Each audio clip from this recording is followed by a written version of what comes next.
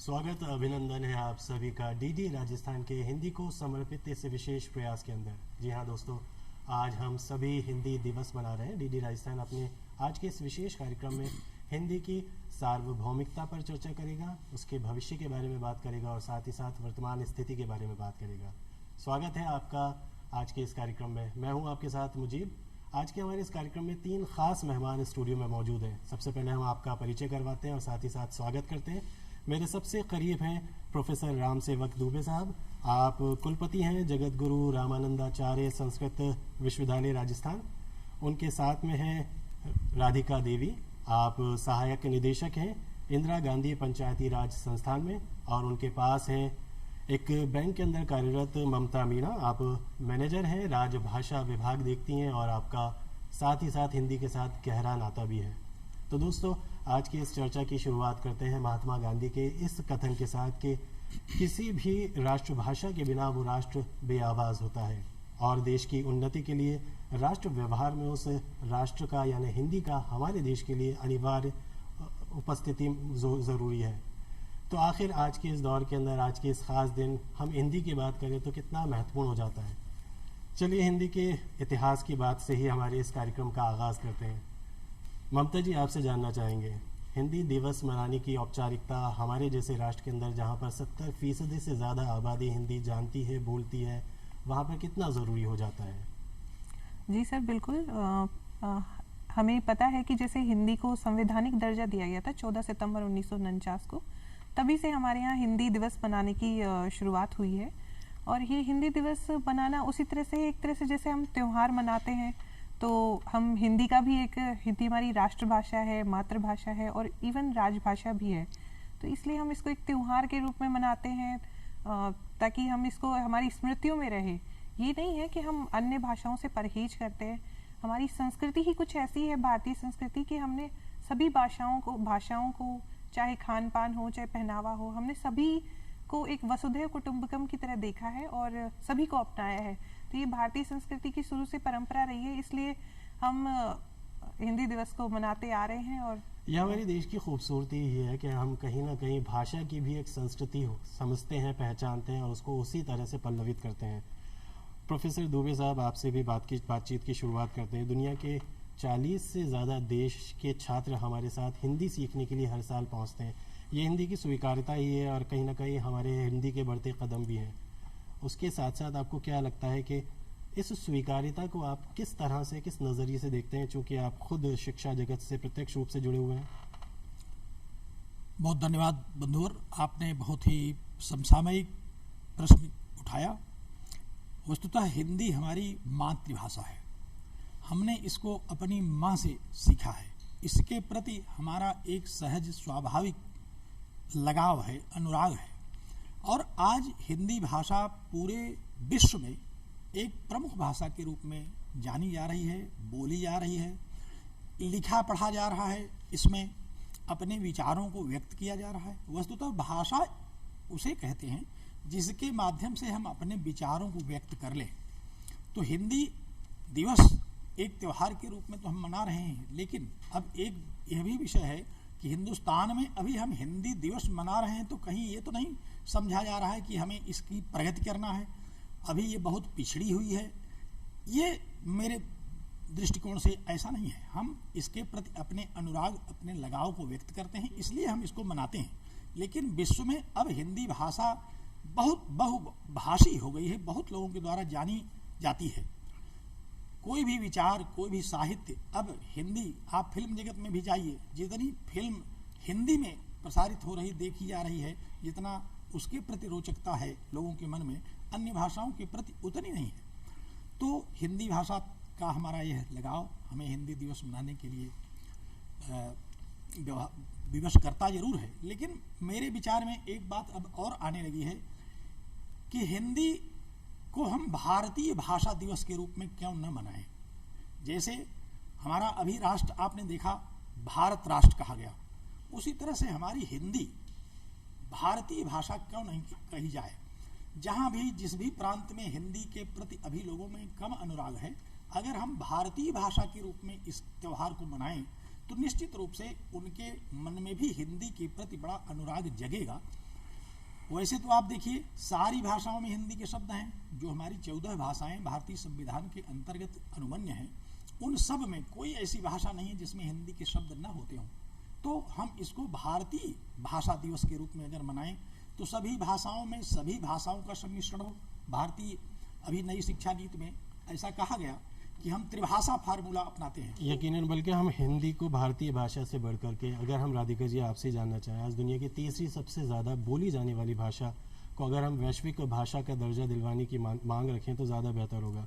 इससे भी बढ़कर के साथ ही ये भी बोलें कि वो भाषा जो सारी दूसरी भाषाओं को जो हमारे आसपास है उसको पल्लवित करने में, उनको आगे बढ़ाने के अंदर, क्षेत्रीय पहचान को कायम करने के अंदर साथ देती है, तो ये अपने आप में हिंदी की विशेषताओं के साथ है। जैसा बोलते हैं, जैसा सुनते हैं, जैसा देखते हैं, वैसा ही लिखा भी जाता है। ये अपने आप में इसकी खासियत है। तो आपको इसको, इस तर्क को, इसके साथ इसकी व्यापकता को, सार्वभौमिकता को कैसे देखती हैं? बिल्कुल, देखिए निश्चित रूप से आज का जो परिप्रेक्ष्य चल रहा है उसमें हिंदी की सार्वभौमिकता, उसकी स्वीकार्यता बढ़ी है। आप चाहे फिजी से लेकर दक्षिण अफ्रीका तक जाएं, हिंदी बोलने वाले और समझने वाले लोग आपको मिल जाएंगे।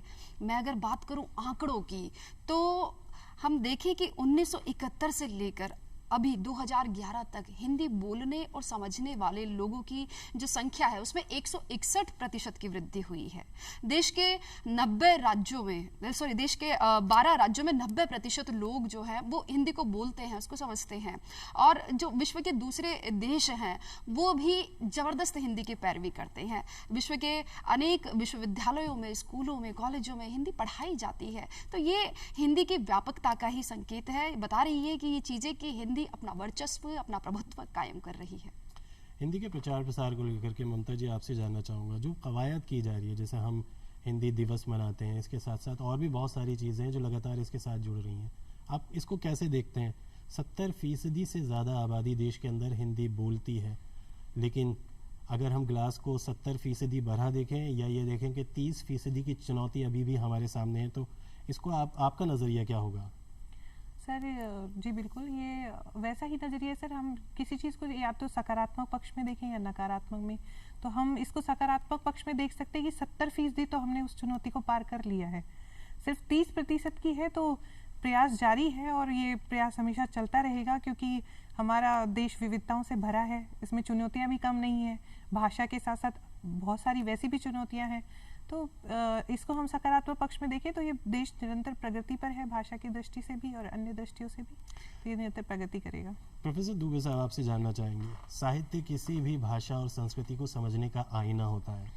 हिंदी के संदर्भ में साहित्य में हो रहे हमारे प्रयास, उसको आप किस संकेत के रूप में देखते हैं? क्योंकि बीते दिनों हमारे देश की, विशेषकर हिंदी भाषा के साथ जो एक विश्व परिदृश्य के अंदर हुआ कि बुकर प्राइज़ के तौर पर पहली बार हिंदी के एक नॉवेल को ये साहित्य का एक प्रतिष्ठित पुरस्कार मिला है, तो हमारी भाषा के संदर्भ में इस तरह के पुरस्कारों का पाना अपने आप में हिंदी की सार्वभौमिकता को सिद्ध करता है? देखिए, भाषा के दो स्वरूप हैं। एक तो व्यावहारिक भाषा, जिसमें हम प्रायः समाज में, कार्यालयों में, अपने कार्य क्षेत्र में बात करते हैं, एक दूसरे के प्रति विचारों को साझा करते हैं। दूसरा वह भाषा जिसमें हम साहित्य सर्जना करते हैं। जैसे हिंदी में जब हम साहित्य सर्जना करने चलते हैं, तब हम वहाँ जिस हिंदी भाषा का प्रयोग करते हैं, प्रायः व्यवहार में हम उस भाषा का प्रयोग थोड़ा परिवर्तित रूप में करते हैं।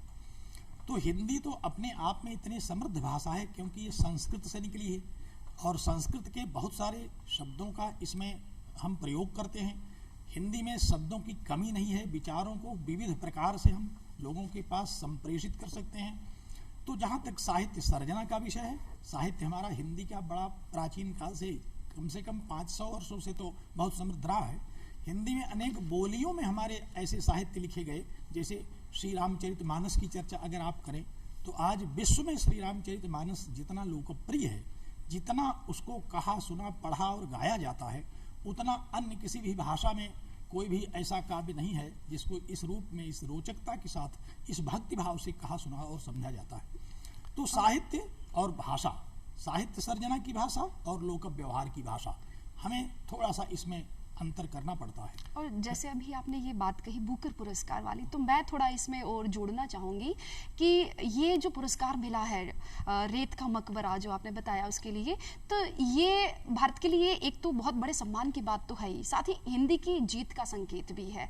इससे निश्चित रूप से जो हिंदी साहित्य के प्रेमी है वो उनमें एक नई उम्मीद जगेगी, हिंदी के लेखन और पठन को उसमें भी एक नई प्रेरणा का संचार होगा। साथ ही ये जो पुस्तक है ये अनुवाद साहित्य पर भी फोकस करती है। ये पुस्तक जो भारत के प्रकाशक है उनको भी अपनी कमियों को तलाशने का अवसर देती है और हिंदी की किताबों को दुनिया में पहचान दिलाने और लेखकों का आत्मविश्वास बढ़ाने में भी ये सहायक होगी। बिल्कुल, हिंदी के साहित्य, उसके प्रकाशन और साथ ही साथ इसके अर्थतंत्र को भी समझने का प्रयास करेंगे। लेकिन ममता जी, आपसे ज़रूर जानना चाहेंगे, आप चूँकि खुद हिंदी की स्कॉलर हैं, अभी आप उसमें शोध कर रही हैं, स्कूली स्तर पर और साथ ही साथ उच्च शिक्षा के क्षेत्र में जिस तरह के हिंदी को लेकर के प्रयास किए जा रहे हैं, हमारी बोलने की भाषा हिंदी ज़रूर है, लेकिन हम देखते हैं कि उतना शोध कार्य भाषा के लेवल पर उतना नहीं हो पा रहा। आप क्या देखती हैं कि क्या स्कूल के स्तर पर जो भाषा सिखाई जा रही है वो सही है, या स्कूल के स्तर पर सिर्फ पास होने के लिए हम शिक्षा या भाषा को अर्जित करते हैं, सीखते हैं, उसके बाद आने वाले वक्त के अंदर भाषा को लेकर के हमारा ज्ञान उतना ही सतही है, उसको और ज़्यादा मजबूत करने की ज़रूरत है? सर बिल्कुल, आपने ये सही वो किया है कि शोध कार्य हिंदी में भी हो रहे हैं सर, ऐसा नहीं है। रही जाए आंकड़ों की बात, तो आंकड़े भले कम हो सकते हैं, लेकिन जिनकी हिंदी के प्रति रुचि है या हिंदी भाषा में वो पढ़ाई कर रहे हैं वो आराम से शोध कार्य हिंदी में करते हैं।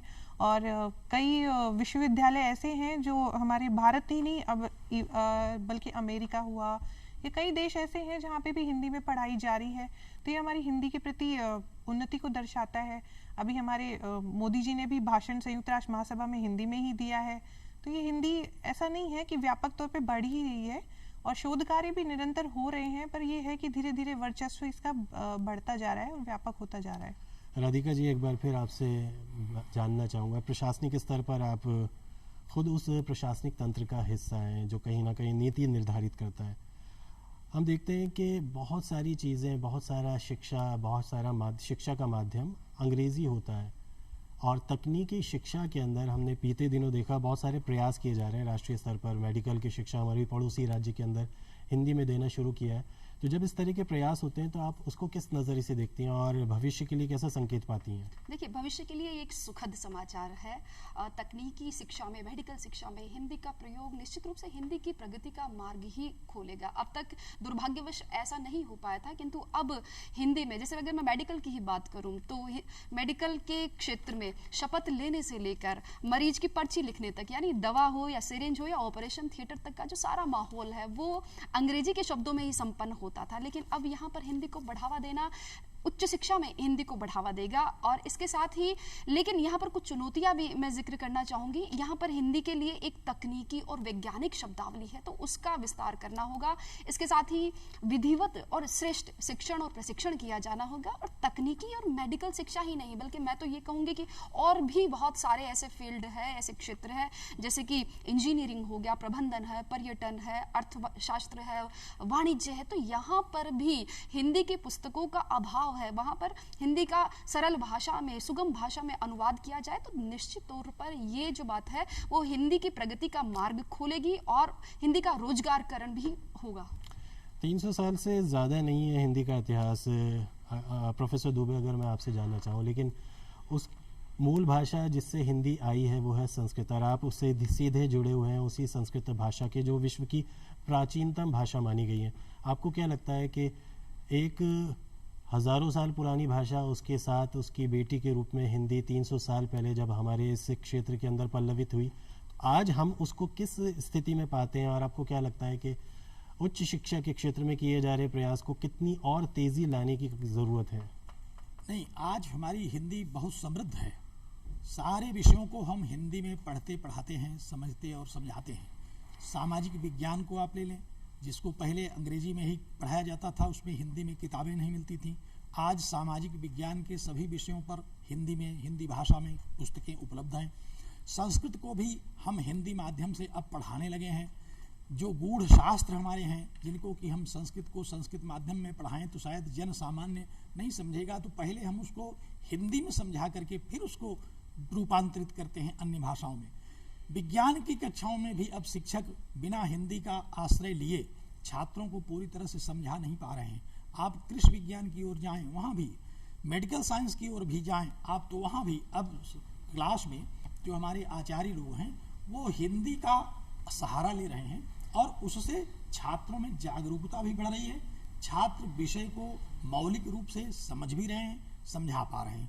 तो आज हमारी हिंदी बेटी के रूप में ही संस्कृत की सही, लेकिन बहुत समृद्ध है और अब धीरे धीरे युवा के रूप में हम इसको देख रहे हैं। और उत्तरोत्तर जिस तरह से सरकारें हिंदी पर जोर दे रही हैं, जिस प्रकार से लोगों में जागरूकता बढ़ी है, तो हमारी हिंदी समृद्धतम हो जाएगी। बहुत ही यकीनन भविष्य सुखद है। लेकिन वर्तमान स्थिति की बात करें ममता जी, आप बैंक प्रोफेशनल के तौर पर सीधे लोगों से जुड़ी होती हैं। हम देखते हैं कि अक्सर बैंक्स के अंदर स्लोगन तो बहुत होते हैं, लेकिन उन स्लोगन से आगे बढ़ करके लोगों ने अब हिंदी को अपनाना शुरू कर दिया। प्रशासनिक स्तर पर आप हिंदी की इस व्यवस्था से कितनी संतुष्ट हैं और लोगों का प्रतिसाद कैसा मिल रहा है आपको?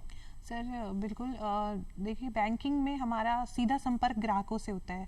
ग्राहक ही हमारे सबसे महत्वपूर्ण होते हैं। इवन ग्राहकों को हम बैंकिंग में ये ग्राहक को वो सबसे ऊपर रखा जाता है।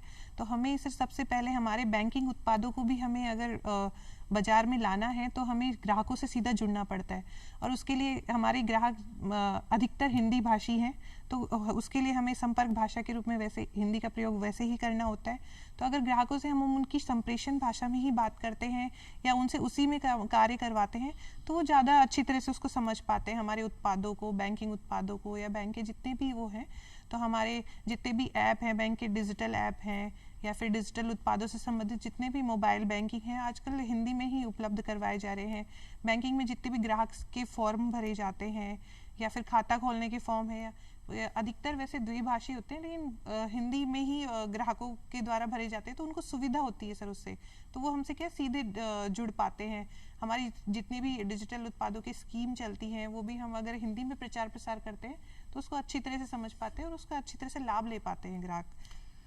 राधिका जी, आपसे जानना चाहेंगे, अभी ममता जी ने ऑनलाइन शब्द का इस्तेमाल किया। डिजिटल होती इस दुनिया के अंदर हम देखते हैं कि हिंदी की व्यापकता इससे भी परिलक्षित होती है कि दुनिया के किसी भी हिस्से के अंदर कोई सर्च इंजन बनता है, कोई बहुराष्ट्रीय कंपनी अपनी कोई एप्लीकेशन बनाती है या कोई गेमिंग कंसोल बनता है, उसके अंदर हिंदी को लेकर के ऑप्शन ज़रूर रखा जाता है। तो ये हिंदी की ताकत को सबके सामने रखती है और हम इसी तरह से हम प्रशासनिक स्तर पर भी देखते हैं कि वहाँ पर हर प्रयास के अंदर हिंदी को लेकर के अपनी ख़ास जगह रहती है। तो विश्व परिदृश्य के अंदर भारत और हिंदी के बढ़ते कदम को आप कितना मजबूत पाती हैं?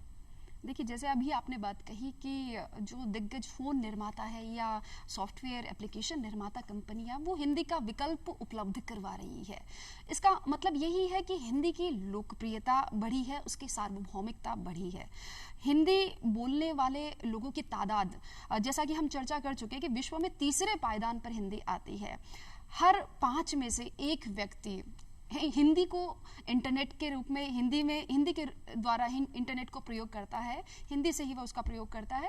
तो ऐसे में हिंदी का जो बहुत बड़ा बाजार है, तो इतना बड़ा बाजार जब है तो ऐसे बाजार के अनुरूप विकल्प उपलब्ध करवाना, हिंदी की सार्वभौमिकता बढ़ना, ये सब स्वाभाविक बातें हैं।